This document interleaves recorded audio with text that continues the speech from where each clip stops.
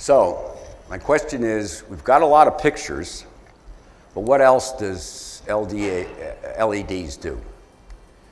Well, it's cleared, this device is cleared by the FDA for doing several things.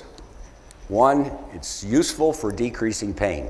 So you, as healthcare professionals, can say to anyone, here's an FDA-cleared device that could reduce pain. The other clearance is for increasing circulation.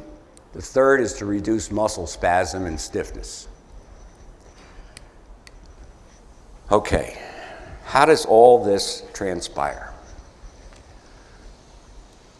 I would take this picture along with you as you make your own presentations. It sort of explains, I think, easily what we're doing. The light passes through the skin. When you place the diodes against the skin, that light, whether it's blue, red, or infrared, passes through the skin, and underneath the skin are blood vessels containing red blood cells. And red blood cells carry nitric oxide near to the same spot that oxygen is carried. So shining light on the skin causes red blood cells in that area to release nitric oxide. 72 times a minute, new red cells are coming under those light diodes, and causing the release locally of nitric oxide. Also in that area are these blood vessels, and lining the inside of blood vessels are vascular endothelial cells. These are the cells that line the inner surface of the blood vessel.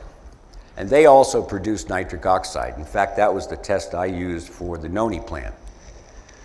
Nitric oxide, once it's released from either of those sites, goes through several biochemical steps. You don't have to talk about it, but the net effect is vasodilation, better blood flow, analgesia, pain relief, and the third thing is angiogenesis. Remember that horse's wound on its leg? If all those tissues grew back and no blood vessels grew back, the tissue would be dead. It would be necrosed. So what happens with nitric oxide is that you grow new blood vessels as well to nurture the healing tissue that you've just taken care of. Okay? So three things happen when you shine these lights through the skin. And I'm going to talk about these in a moment. I want you to believe that what I just said, because in the Journal of Molecular and Cellular Cardiology 4 years ago, some cardiologists reported that you can enhance nitric oxide release from hemoglobin and myoglobin, that's the protein in muscle that carries oxygen, by red and near infrared, they said radiation.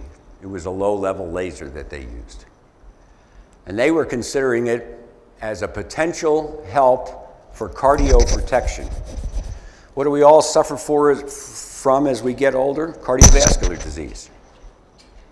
If you can improve blood flow to the heart, you can make the heart work better for a longer period of time.